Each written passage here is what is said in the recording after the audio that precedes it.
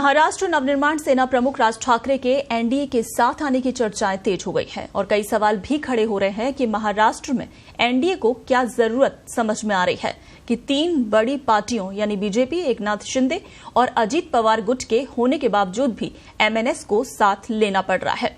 तब जब राज्य में एमएनएस का सिर्फ एक ही विधायक है और संगठन भी उतना ताकतवर नहीं है, तो जो राजनीतिक विशेषज्ञ हैं वो इसके 5 बड़े कारण बता रहे हैं, जिसमें पहला ये है कि कहीं ना कहीं बीजेपी इस बात को लेकर क्लियर नहीं है कि लोकसभा चुनाव में मुंबई और आसपास के इलाकों में उद्धव गुट और कांग्रेस उनका गठबंधन कितना नुकसान पहुंचा सकता है, क्योंकि पिछली बार यहां की सभी सीटों पर एनडीए ने जीत हासिल की थी।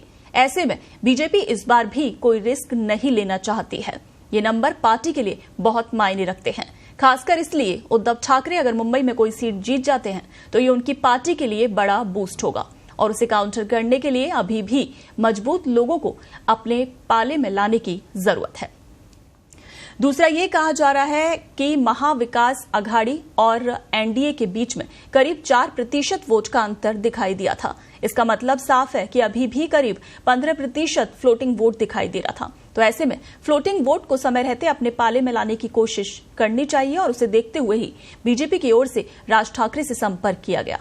खास करके दक्षिण मुंबई की सीट पर बात चल रही है और उसका असर मुंबई और आसपास के इलाकों में देखने को मिल सकता है। तीसरे कयास ये लग रहे हैं क्योंकि बीजेपी को लगता है कि शिवसेना का कोर मराठी वोटर अभी भी उद्धव ठाकरे के समर्थन में है और एकनाथ शिंदे के साथ बीजेपी को ट्रांसफर होने की संभावनाएं कम हैं। तो ऐसे में अगर राज ठाकरे जैसा चेहरा एनडीए के साथ होगा तो कम से कम उन वोटों को साथ में लाने की कोशिशें सफल हो सकती हैं। चौथा ये चल रहा है कि दूसरी तरफ राज ठाकरे के लिए भी एनडीए अलायंस में आना एक तरह से देखा जाए तो मजबूरी है, क्योंकि उनकी पार्टी का ग्राफ धीरे धीरे नीचे जा रहा है। पिछले चुनाव नतीजों में सामने आया कि एमएनएस के 1 से 2% वोट बचे हैं। 2014 के लोकसभा चुनाव में एमएनएस ने बीजेपी और पीएम मोदी का समर्थन किया था। हालांकि 2019 में यू टर्न मारा और पीएम मोदी का विरोध किया। राज ठाकरे की पार्टी 2019 का चुनाव भी नहीं लड़ी थी। और पांचवा और आखिरी बड़ा जो कारण बताया जा रहा है, राज ठाकरे को लगता है कि उद्धव ठाकरे के कांग्रेस के साथ जाने से हिंदुत्व की पिच खाली है और बीजेपी के समर्थन से संगठन को भी मजबूत किए जाने का एक अच्छा मौका हो सकता है। राज ठाकरे पर अपनी पार्टी कैडर का भी दबाव है। तो ऐसे में एनडीए में आकर राज ठाकरे न सिर्फ पार्टी को बचा सकेंगे बल्कि अपना वोट प्रतिशत और लोकसभा में भी उपस्थिति दर्ज करवा सकते हैं।